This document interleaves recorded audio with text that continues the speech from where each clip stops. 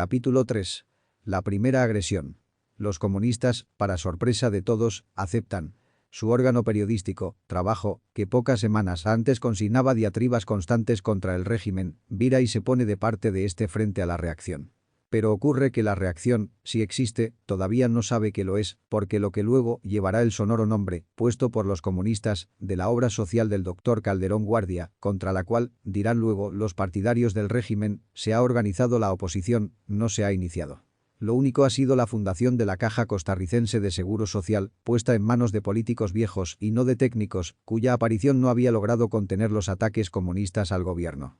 El acercamiento de los niños de Moscú coincide con el anuncio que el presidente hace de que va a presentar un proyecto de reforma constitucional para incluir una serie de declaraciones y principios generales en favor de la clase trabajadora que formarán un capítulo llamado de garantías sociales, las que habrán de ser luego reglamentadas por un código de trabajo. Este código será redactado por gente de la aceptación de los líderes comunistas. Las garantías individuales, que son las únicas que los costarricenses han conocido hasta el momento, están suspendidas desde que el gobierno declaró la guerra a las potencias del eje. La nueva política será, en sus frutos, la sustitución de las viejas por las nuevas garantías. Se establecerán el derecho de huelga, el derecho al salario mínimo y otras necesarias medidas. Pero se liquidarán las otras, las antiguas, conocidas como derechos del hombre. Los comunistas agitarán en favor de las nuevas y ayudarán eficazmente al gobierno en su empeño por acabar con las viejas. El gobierno cumple su parte del pacto, proporcionando motivos de agitación a sus nuevos aliados. Pero estos nuevos aliados, para que haya pacto, tienen que demostrarle al gobernante que le serán útiles en los propósitos que tiene. El gobierno necesita que los comunistas le muestren en qué forma van a ayudarle a imponer a Teodoro Picado como presidente en 1944. La ocasión no tarda en presentarse. El 2 de julio de 1942, en las primeras horas de la noche, explota un barco de la United Fruit Company junto al muelle de Limón y se va a pique ocasionando 24 muertes. Se informa que la causa de la catástrofe es un submarino alemán que ha torpedeado al San Pablo. Inmediatamente, los comunistas se ponen a trabajar, como nadie ha sospechado nunca de ellos, como los rusos son aliados y se están batiendo como leones en Sebastopol, y el frente de batalla se extiende en tono heroico desde Leningrado hasta el Mar Negro, se les ha permitido ocupar posiciones de importancia en las organizaciones de acción antitotalitaria. No es difícil, entonces, que esas organizaciones decidan armar una manifestación y desfile públicos, sea de protesta por el torpedeo, o de solidaridad con las familias de las víctimas, o de simple afirmación democrática, por usar el término en boga a la sazón. Como es natural, el torpedeo, el naufragio, las 24 víctimas han producido un peligroso estado de indignación pública que los comunistas tratan de avivar y que el gobierno, socarronamente, no se esfuerza por detener. Los ánimos están exaltados y pareciera natural que el gobierno se preocupe de tomar medidas para que el acto público que se prepara no vaya a desbordarse. Pero nada de eso ocurre. Las autoridades dan permiso a los manifestantes para desfilar y no toman la elemental medida de prudencia, tradicional en esos casos, de fijar o pedir a los organizadores que fijen la ruta por la cual han de hacerlo, de modo que la manifestación tiene, para desenvolverse, todo lo largo y lo ancho de la ciudad. Alrededor de las 4 de la tarde, una multitud se reúne en el Parque Central, donde un grupo de oradores de circunstancias, expresidentes, intelectuales, antiguos ministros, pronuncian sus discursos, con un poco de oración fúnebre y una buena dosis de patriotismo democrático al uso. Las arengas tienen un inevitable tono académico, por supuesto, pero el jefe de los comunistas, Mora, no habla allí. Se reserva para más adecuada ocasión. Terminada esta parte puramente formal del acto, comienza el desfile. Y no ha recorrido 50 metros cuando algún manifestante lanza una piedra contra la ventana del despacho de un médico educado en Alemania, a quien por lo tanto resulta fácil tachar de nazi. Tal vez por simple coincidencia, se trata de uno de los secretarios de Salubridad Pública del gobierno de León Cortés, a quien los comunistas están desde hace tiempo llamando nazi en su periódico. No acaba el desfile de dar la vuelta al Parque Central para tomar rumbo al este con destino a la Casa Presidencial, cuando una parte del mismo decide hacer casa aparte y tomar hacia el oeste sin que la policía se lo impida. Cuando, media hora después, el grueso de la manifestación llega hasta la presidencia, está ya muy diezmado, porque casi no ha habido esquina en la cual no se separen grupos pequeños con rumbos diferentes. Al llegar a la Casa Presidencial, el presidente Calderón está esperando ya a los manifestantes. Y es allí donde el jefe comunista decide hacer su discurso. Como es de imaginarse, un discurso de agitación. Ya hay en San José algunas vidrieras apedreadas, y la policía nada ha hecho, pero eso no obsta para que el jefe comunista pida a gritos en su perorata que se quite de la frente de los canallas el título de costarricenses, frase que evidentemente no va dirigida contra los alemanes o contra los italianos, sino contra aquellos que tienen un título quitable. El de costarricenses. Pedimos armas, exclama el líder Mora luego, pero no para ir a los campos de batalla, porque de eso no habla. Se limita a pedir armas, pero no dice para qué. Es muy fácil para una multitud enardecida contestar. Sí, queremos armas. El presidente responde a Mora con un discurso evidentemente preparado de previo y que evidentemente Mora conocía. No habla el doctor Calderón, como cumpliría un estadista, de la necesidad de trabajar más para hacer frente a la escasez que se viene. No es el presidente de un país que dice a su pueblo de la satisfacción que siente por verlo congregado en torno a él en una situación de emergencia y que le expone los problemas que la guerra le crea. Nada de eso. Es un líder político arengando y exaltando a una multitud que viene de apedrear algunos comercios. Sangre de costarricenses ha sido derramada, les dice, como si ellos no lo supieran ya. No hemos sido atacados, agrega, como se ataca en la perra, sino con vileza y cobardía. No dice cómo es que, según él, ha de atacarse en las guerras, sino que se limita a pronunciar la frase como pretexto para decir luego vileza y cobardía. Hace unas exclamaciones patrioteras de parecido jaez y se retira. El clima está formado. La multitud está lista y se lanza sobre la ciudad. Los josefinos presencian entonces el más espantoso espectáculo. Sin que la policía mueva un dedo para impedirlo, son apedreados 123 edificios comerciales. Por toda la ciudad andan grupos, y los cabecillas de cada uno traen en su mano listas de los edificios que hay que apedrear. Y después de la lapidación, el saqueo. El primer grupo que se separó del desfile con destino al este, arrumba el establecimiento panificador de una familia italiana y tira por las calles, acuchillados, los sacos de una harina que ya en los Estados Unidos está racionada y que va a escasear horriblemente pocos meses después. Cientos de miles de colones de mercaderías son destruidas. Nada le importa a los saqueadores, nada le importa a sus cabecillas, nada le ha importado a los imprudentes políticos que exaltaron a la multitud que se pierda semejante cantidad de riqueza. Pocos días después los comunistas en un acto de la más detestable demagogia afirman que con eso no están suficientemente vengadas 24 vidas. Pareciera que el criterio es el de que las vidas se vengan con destrucción de lo que pudo haber aprovechado a todos. De la lapidación y saqueo de los establecimientos propiedad de alemanes o de italianos que el gobierno, incidentalmente, ha sometido a custodia meses atrás, se pasa al de aquellos propiedad de españoles. Finalmente, como advertencia, son víctimas de la furia algunos comerciantes partidarios de León Cortés. Como los primeros saqueos son de licores, corre por las aceras el whisky y corre también por las gargantas de los exaltados, que cobran, así, más ánimos. Entonces comienzan las agresiones personales. El Hospital San Juan de Dios atiende 76 heridos, que incluyen a un niño de apellido italiano que tiene fracturada la base del cráneo. A las 10 de la noche, después de 5 horas de atrocidades, la policía recibe la señal de intervenir. Y en pocos minutos sofoca el motín, sea porque los manifestantes están ya saciados, sea porque ya no hay nada que saquear, sea porque la consigna es obedecer a la policía cuando ésta dé el alto. La ciudad parece un cementerio. Las mercaderías destrozadas yacen por las aceras y las calles. No hay casi vidriera en pie, porque los comerciantes alemanes, españoles e italianos son muchos, grandes y acreditados. Nadie se atreve a calcular los daños. Pero la opinión es unánime en la condenatoria a la actitud pasiva del gobierno. Parece coger cuerpo la idea, ya por algunos insinuada, de que el doctor Calderón, más que el hombre bueno que dicen sus partidarios, es un político irresponsable. Si hubiéramos hecho uso de la fuerza pública para evitar el atropello, dice su hermano Francisco, que es el secretario de Seguridad Pública, nos dirían inhumanos. Y esa es toda la defensa que el gobierno hace de su conducta. Pero el que más certeramente señala que es lo que en realidad ha ocurrido es el arzobispo de San José, Víctor Manuel Sanabria. En el estilo indirecto que le caracteriza, hace publicar una declaración oficial que con mucha habilidad toca la llaga donde en realidad está. La autoridad eclesiástica se cree obligada, dice, a sentar su protesta pública, así como también se siente en el deber de llamar la atención de nuestro público católico con respecto a las confusiones lamentables en que en estos últimos tiempos se ha incurrido con desgraciada frecuencia entre la cooperación que todos damos a la victoria de la democracia y los alientos sobremanera peligrosos que se infunden a la organización comunista, como si fuera lícito confundir al pueblo ruso, que todo lo merece como pueblo, con esa organización. Porque es con propaganda sobre el heroísmo ruso en los campos de batalla que los comunistas han estado rondando el gobierno. Es con base en la admiración pública que despiertan nombres como Stalingrado y Timochenko que se pretende introducir la alianza entre Calderón y Mora. La prensa dicta al gobierno, muy hábilmente, destaca más la participación rusa en la guerra que la de los otros ejércitos aliados. Esto tiende a procurar que el público no vea mal las figuras de los jefes comunistas locales. No queda casi ciudadano sensato que en los 2 días siguientes a la atrocidad no haya salido a protestar públicamente por lo ocurrido y a señalar como culpables a los comunistas y al gobierno.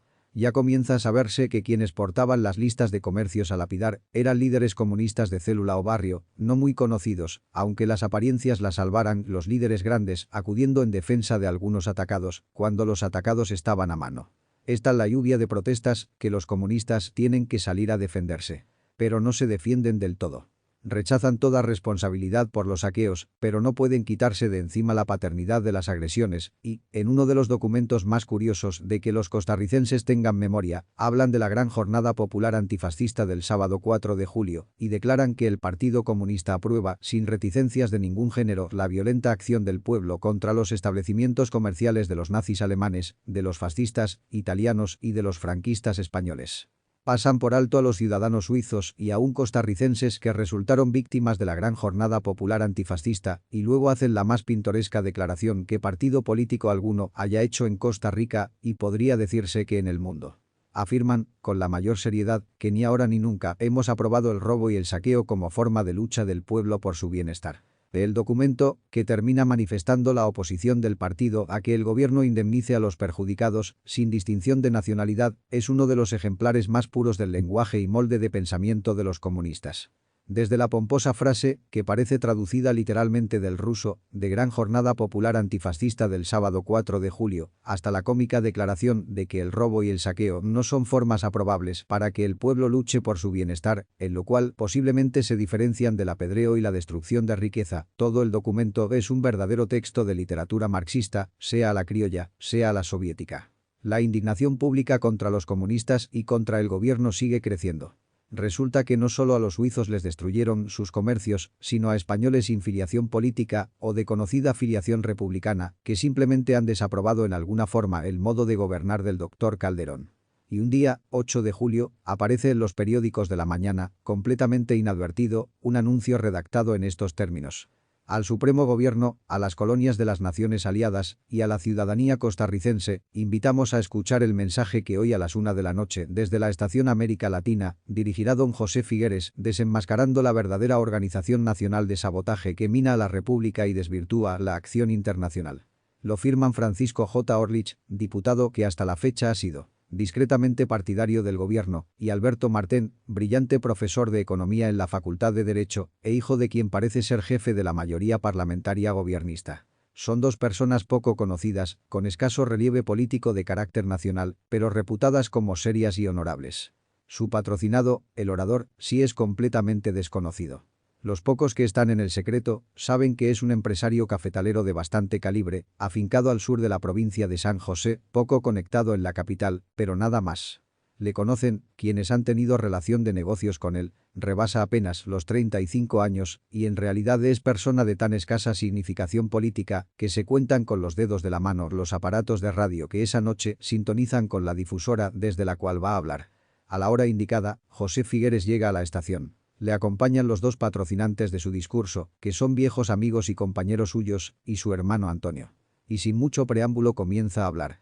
Empieza por afirmar que no obstante que debido a la política del buen vecino, los Estados Unidos tratan de intervenir lo menos posible en los asuntos internos de los demás países del continente, la situación de Costa Rica es tal que las únicas medidas que ha adoptado en relación con la defensa continental lo han sido por indicación de la embajada americana, atribuye esa situación a incapacidad de las autoridades y dice que, de lo que pase, los responsables lo seremos los costarricenses por imprevisores, desde que el desconocido orador abre su perorata, se crea la impresión en quienes le oyen de que va a decir una serie de verdades que están en el ambiente, que todo el mundo dice en su casa y en su corrillo, pero que hasta la fecha nadie ha salido a decir públicamente. Y así es.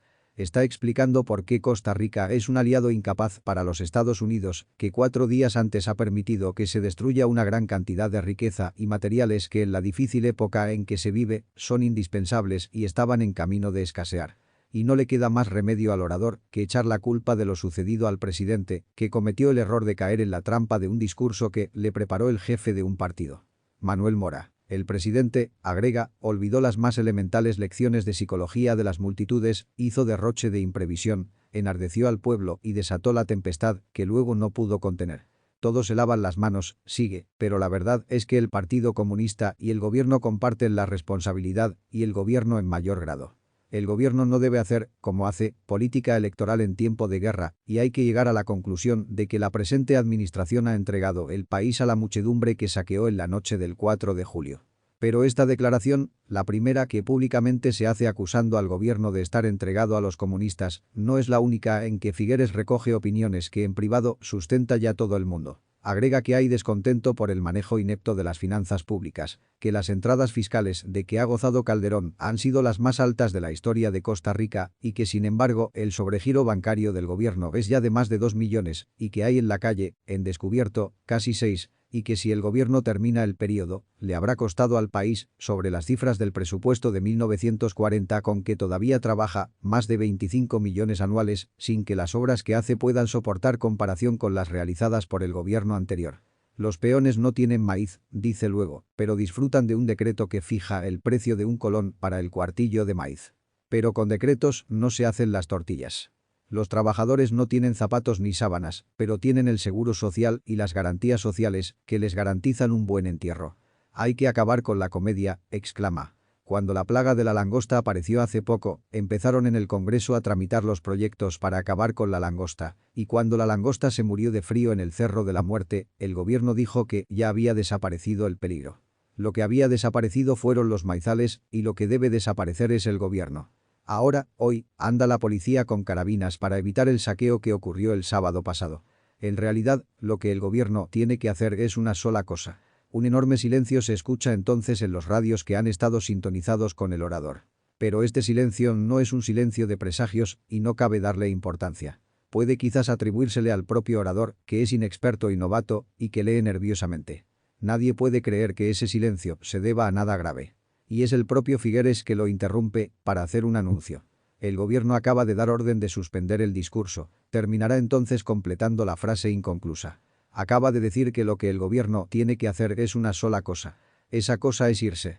En ese momento aparece en la estación América Latina el subsecretario de Seguridad Pública y detiene a Figueres.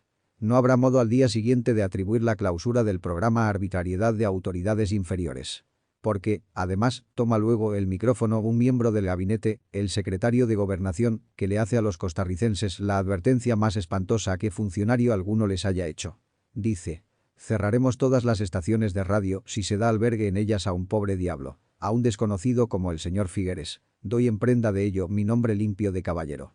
No debemos permitir que un ignorante o desconocido venga a manchar la sombra de la patria. No contento con advertir a sus conciudadanos que en lo sucesivo el derecho de libre expresión del pensamiento quedará circunscrito a los portadores de título universitario y a las personas conocidas, y como para que tomen nota los adversarios de la política o de la corrupción gubernamental, de que las palabras por él pronunciadas ante el micrófono de América Latina no fueron producto de la excitación del momento, al día siguiente, el secretario de Gobernación las amplía en la prensa en los siguientes términos. Si Figueres se hubiera limitado a decir sus pensamientos o sus opiniones nada habría significado. Pero atacó en lo personal a los funcionarios del gobierno. Si hay libertad de expresión y de pensamiento, no ha de ser para explotar una situación, sino para decir verdades. Pero no puede abusarse de ese privilegio. En una hora de lucha no caben diferencias. O se está con el gobierno legalmente electo, o se está contra él. Y el señor Figueres escogió el peor camino en el peor tiempo. De ahí en adelante, los costarricenses quedan notificados de que su viejo sistema de paz, de calma y de libertad ha desaparecido. Es un miembro del gabinete el que, presumiblemente autorizado por el presidente, avisa que ya no se puede atacar a los funcionarios del gobierno, so pena de que estos decidan que el ataque es personal y procedan en consecuencia, que la libertad de expresión y de pensamiento ya ha dejado de ser un derecho para convertirse en un privilegio del que no cabe abusar y que solo puede usarse para decir verdades, verdades oficiales, se supone, porque las que el orador detenido ha dicho, con serlo, carecen de ese adjetivo, y que el gobierno considera que o se está con él o se está contra él, y que estar contra él es el peor camino para quien lo tome. Nada hay que apegar ya. Pero les resulta al secretario de Gobernación y al presidente que el ignorante y desconocido, que por serlo no tiene según ellos derecho a expresarse, no es ni una cosa ni la otra. No le conocen ellos, porque no es hombre de política. Pero va resultando, y la prensa no gobiernista se complace en destacarlo, que es empresario de los grandes en materia de café y otras apiculturas, que es hombre preparado en universidades americanas, lector infatigable y bueno, organizador insigne que tiene sus empresas trabajando bajo un régimen ejemplar y casi socialista. Los cafetaleros, los banqueros, salen inmediatamente a decir quién es José Figueres y a demandar su libertad. Pronto, la protesta por lo ocurrido es un clamor inmenso. Aún el periódico gobiernista La Tribuna, que es dueño de la estación desde donde habló Figueres, tiene que salir tímidamente a decir que no está de acuerdo con lo ocurrido, no sin rendir la pleitesía del caso al gobernante, mediante la explicación que los lectores, al menos, no han podido, de que, si cedió sus micrófonos a Figueres fue en uso de la libertad de expresión en que siempre ha creído. Pero el resto de las protestas es mucho más fuerte y mucho más definido y terminante. En el Congreso, los diputados oposicionistas arman también un gran escándalo. Y el gobierno, que creyó que Figueres no era nadie y que nada iba a pasar, se pone a la defensiva. Tiene que inventar algo, tiene que justificarse y comienza a revolcar papeles y a buscar, con todos los medios a su alcance, algo. Resulta que Figueres ha tenido numerosos negocios con un ciudadano alemán, ya anciano, de nombre Federico Reimers. Ya está. Figueres es nazi. Y los diputados gobiernistas se sienten como si acabaran de descubrir América. ¿Podrá ser nazi?, pregunta entonces la oposición. ¿Quién fue? Como se prueba con certificación que se publica, activo simpatizante y contribuyente de los grupos pro República Española en la guerra civil que acaba de pasar. El gobierno, entonces, tiene que probar su aserto. Y la razón que encuentra es esta. En su discurso, Figueres preguntó por qué razón estaba encendido el puerto de Limón la noche en que se hundió el San Pablo. Además, cuando habló de la imprevisión gubernamental y dijo que la policía estaba ahora tratando de evitar un saqueo de 4 días antes, agregó que posiblemente ahora el gobierno estaba erizando de cañones la isla de la Uvita para evitar que le volvieran a hundir el San Pablo. Sí, el gobierno encuentra en el discurso de Figueres dos afirmaciones tremendas. Que Limón estaba apagado el 2 de julio y que el gobierno está blindando la isla de la Uvita. Figueres ha revelado dos gravísimos secretos militares. ¿Quieren los obcecados adversarios del magnánimo presidente Calderón mayor prueba del nazismo de su detractor? Ya el presidente tiene, entonces, un pretexto para decir a quienes le solicitan la libertad del reo que no le será posible complacerles, y lo dice en un tono que parezca de secreto. Figueres tiene que salir del país. Un amigo de Figueres y del presidente, el gerente del Banco de Costa Rica y presunto candidato de los grupos plutocráticos, Jorge Ine, interviene ante el preso para que acepte pedir la visa con rumbo a México. Figueres se niega a hacerlo, pero luego queda convencido. De todos modos, no hay ya fuerza humana capaz de hacer que Calderón eche pie atrás en su propósito. Y es como le dice el señor Ine. Es preferible salir con los papeles en regla. Así, una mañana de julio de 1942, sale de Costa Rica, exiliado, José Figueres. Le acompaña, como escolta, hasta El Salvador, donde permanecerá unos días, un alto militar del gobierno. De allí seguirá solo con rumbo a México. Cuando habla del asunto, el presidente sigue usando el tono sigiloso de que no podía hacer otra cosa, y así se lo dice a un grupo de capitalistas que le visita 2 días después en un afán de ver si un reacercamiento al gobernante detiene la marejada comunista. Así también lo dice a cuantos le visitan, que no le quedó otro remedio. El presidente sabe insinuar cosas, sabe usar ciertos tonos. Sus oyentes, sin que él se los diga, salen con la idea de que fue la embajada americana la que impuso el destierro de Figueres. Pero a los pocos meses del destierro, se sabe que Figueres ha entrado tranquila y libremente a los Estados Unidos y que se pasea de un extremo al otro del país. Parece que el gobierno americano no ha hecho caso a la denuncia hecha en el Congreso de Costa Rica por un diputado amigo del gobierno de que Figueres, a más de nazi, es espía. El presidente Calderón se muerde las uñas. Capítulo 4. Los sucesos llamados del 15 de mayo. Los acontecimientos de julio de 1942 dejan establecida la alianza de hecho entre el gobierno y el Partido Comunista. El objeto de esta es puramente electoral. El gobierno necesita ayuda para alimentar la candidatura del señor Picado, y los comunistas, dispuestos a darse la barra, han demostrado sus capacidades y utilidad. La candidatura presidencial del señor Iñe desaparece poco tiempo después, y el candidato que se enfrentará a las pretensiones de Calderón será León Cortés. Tal como están planteadas las cosas, no hay campo para otro. A los comunistas no les es difícil justificar públicamente su voltereta. El país está en guerra, de paso, el mundo también. El peligro principal, dicen ellos, no es, como lo pretende el periodista Ulate, la oligarquía civil que está dando al traste efectivamente con la democracia nacional, sino el señor Hitler, que puede, en alguna contingencia, llegar a amenazarla. Lo que el país necesita es unificarse. La unificación consiste en que todo el mundo se rinda ante el doctor Calderón. Algunos ingenuos, o que no lo son tanto, toman la palabra a los camaradas y sostienen la única tesis lógica en esas circunstancias. Está bueno que el país se unifique, y para ello sería conveniente que el gobierno hiciera concesiones, que llame a gobernar con él a todos los grupos, que se integre un gabinete de concentración. Pero los que tales cosas sostienen, se encuentran de pronto con que su pretensión es calificada de sabotaje o de ambición de figurar, con que la sola unificación o concentración posible consiste en que todo el mundo se haga de la vista gorda frente al gobierno y que cesen los ataques contra este, para que este siga haciendo lo que viene haciendo desde 1940. La unificación, pues, consiste en que los costarricenses abdiquen de su derecho de crítica. Tímidamente, los comunistas anuncian que le propusieron un programa mínimo de realizaciones al presidente y que el presidente lo ha aceptado.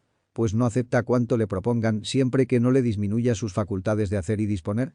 Es el propio jefe del Partido Comunista el que relata a sus correligionarios lo que ha conversado con el doctor Calderón. El doctor Calderón le ha dicho: «Daré a los campesinos tierra y medios para que la cultiven», y le ha agregado: «La agricultura y la industria deben ser impulsadas sobre la base de un plan de protección general. Hacia la elaboración de ese plan iremos inmediatamente. Los agricultores tendrán la más completa protección del Estado mediante el establecimiento de un mecanismo económico que les garantice una colocación segura y bien remunerada para sus cosechas». Lo más sorprendente de toda esa serie de promesas no es el hecho, fácilmente predecible, de que no se cumplirán, de que los campesinos solo obtendrán tierra cuando haya de por medio un buen negocio para los amigos del gobierno, de que el plan de protección general a la agricultura y la industria no alcanzará siquiera a ser formulado en el papel, de que el mecanismo económico prometido nunca lo establecerá el doctor Calderón. Lo más sorprendente es que el señor Mora termina su publicación tomando para sí el viejo tema politiquero sobre el presidente. Termina, él también, hablando del médico bondadoso y abnegado, es decir, la misma canción de que él tan despiadadamente se burlara 3 años antes.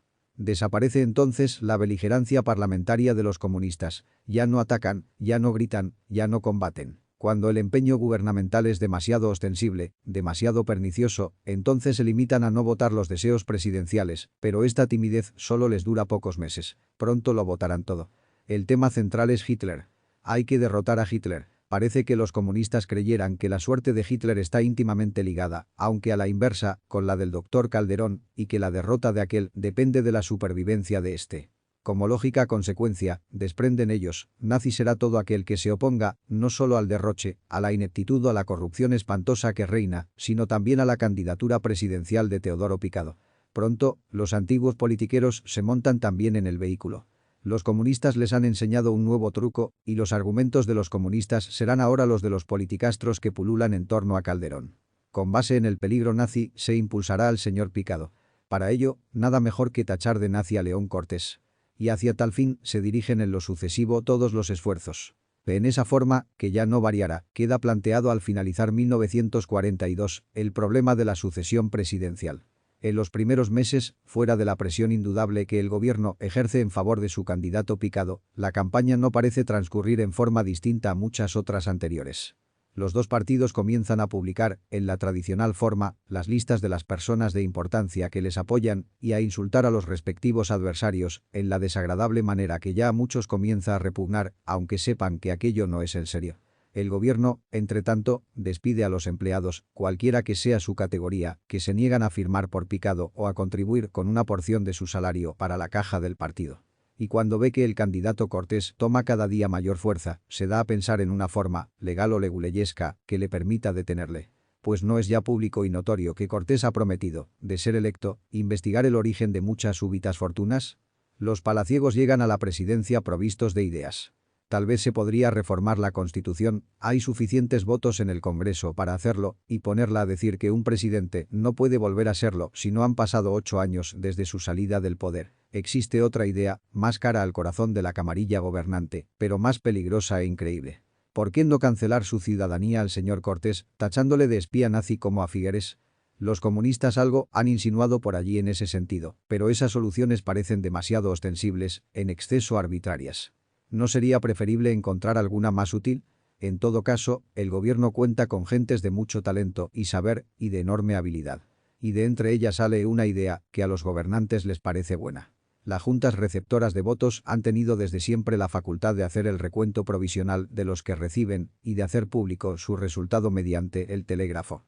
Pero la Constitución declara que es al Congreso al que toca hacer la calificación y el escrutinio de los sufragios para presidente de la República. No se haría, piensan, más constitucional la ley de elecciones si se le introdujera una reforma para que las juntas receptoras de votos se limiten a sellar las urnas y a enviarlas al Congreso para que éste cuente los votos.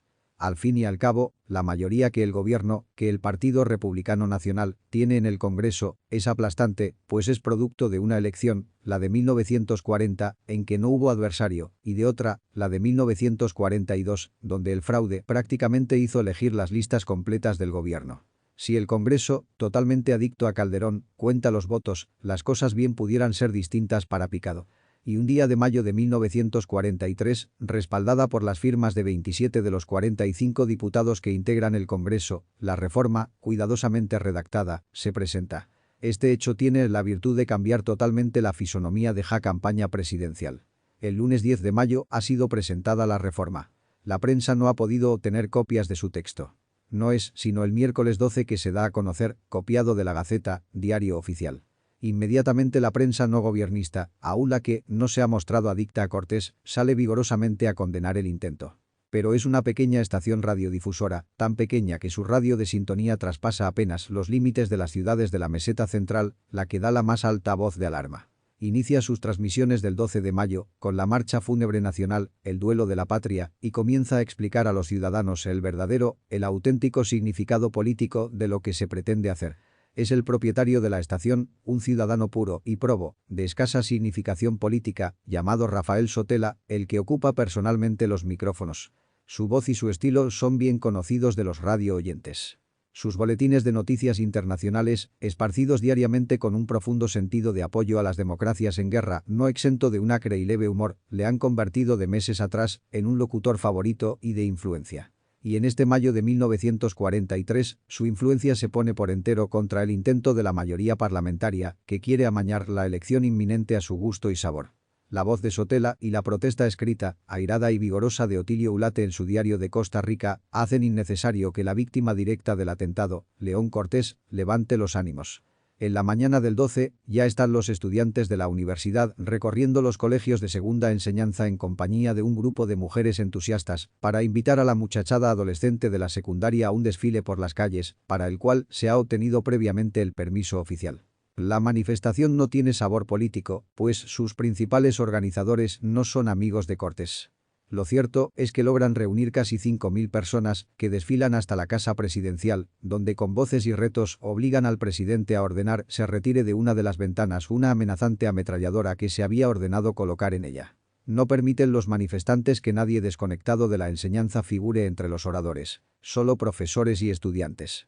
En las cabeceras de provincia que cuentan con instituciones de educación secundaria ocurren desfiles similares ese día. El país entra en un estado de efervescencia y de lucha contra el proyecto de reforma.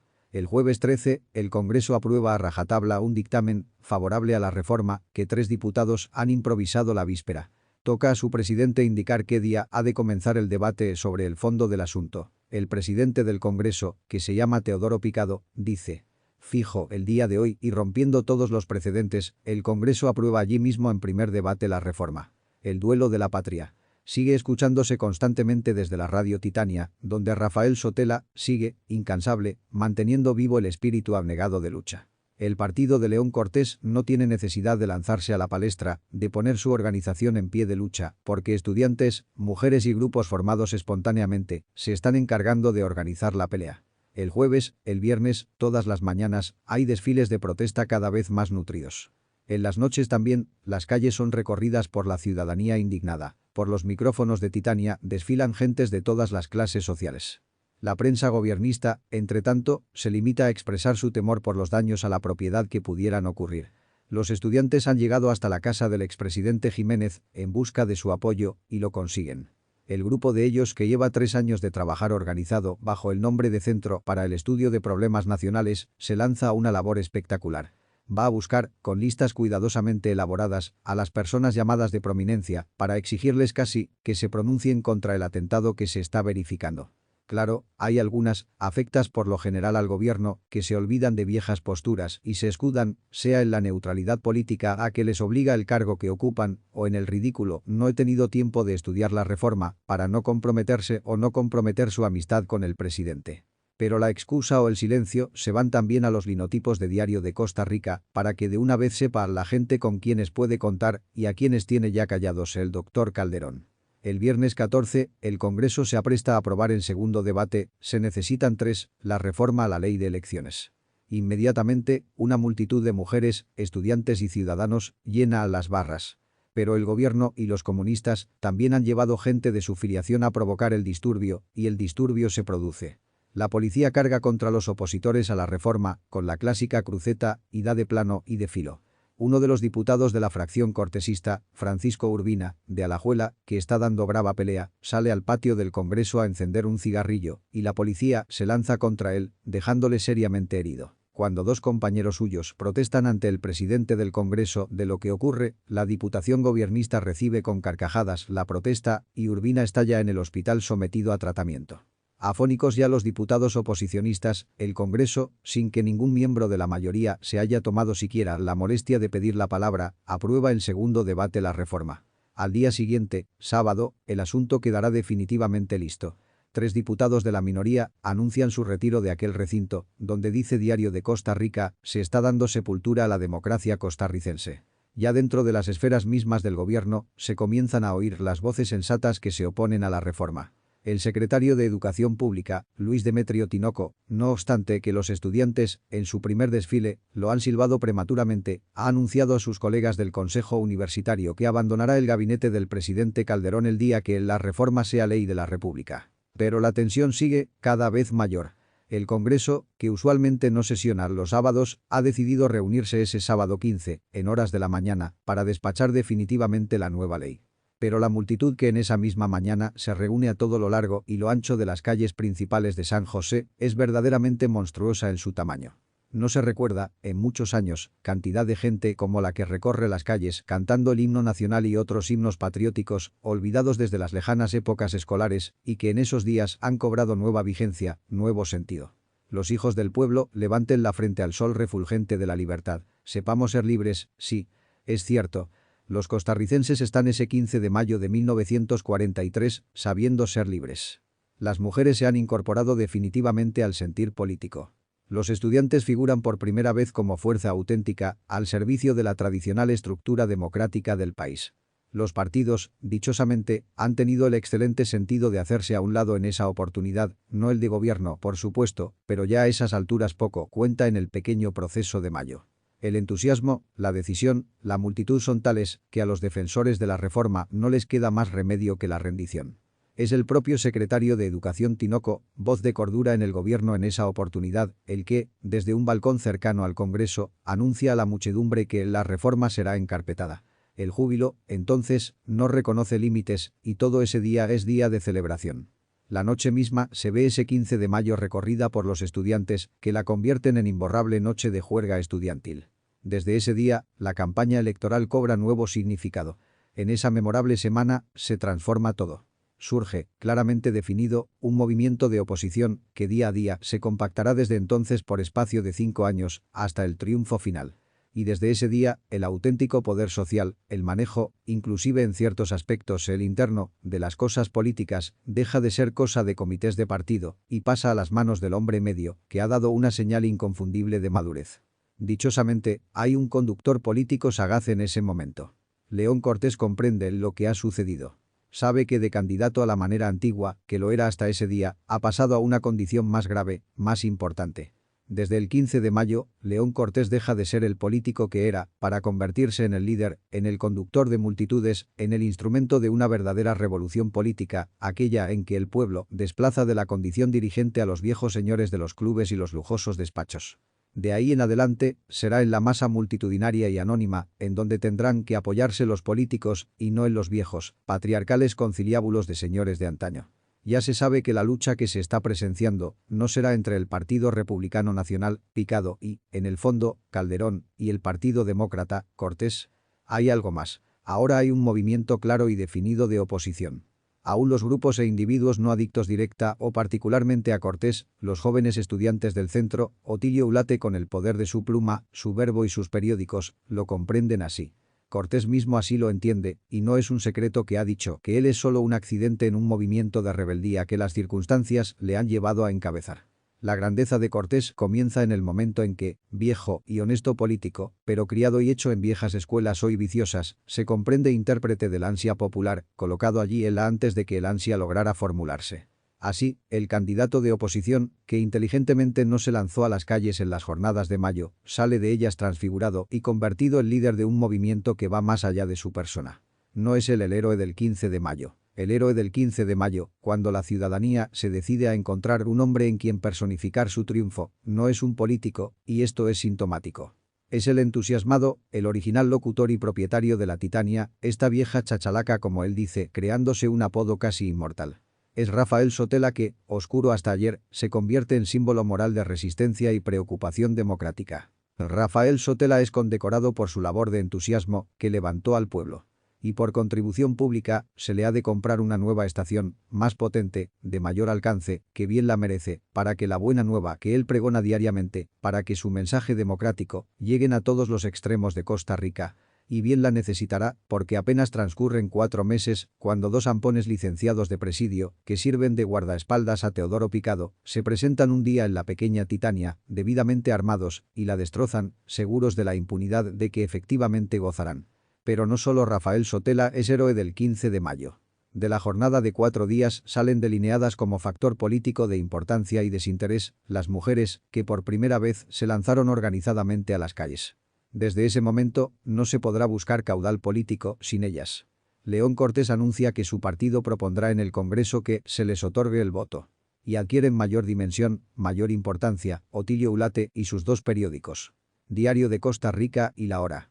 Hasta ese momento, son pocos los sectores de opinión que han tomado seriamente a Ulate. Se le cree apenas un snob, un bon vivant incapaz de levantar corriente política fuerte en su derredor, pero se ha visto de esta vez que la muchachada veinteañera no sabe aclamar a otro hombre maduro que a él, y esa muchachada va para arriba y también ha sido factor importante en los sucesos de mayo. Sobre todo el grupo que forma el Centro para el Estudio de Problemas Nacionales, que hace días está siendo un dolor de cabeza para el gobierno, pero un dolor de cabeza autónomo, que no quiere nexos con Cortés ni con ninguna corriente política del momento, porque es intransigente, recalcitrante y tiene la cabeza en las nubes. Aunque tenga los pies, como 2 zapatones, metidos hasta dentro en la tierra. En el barro, por mejor decir.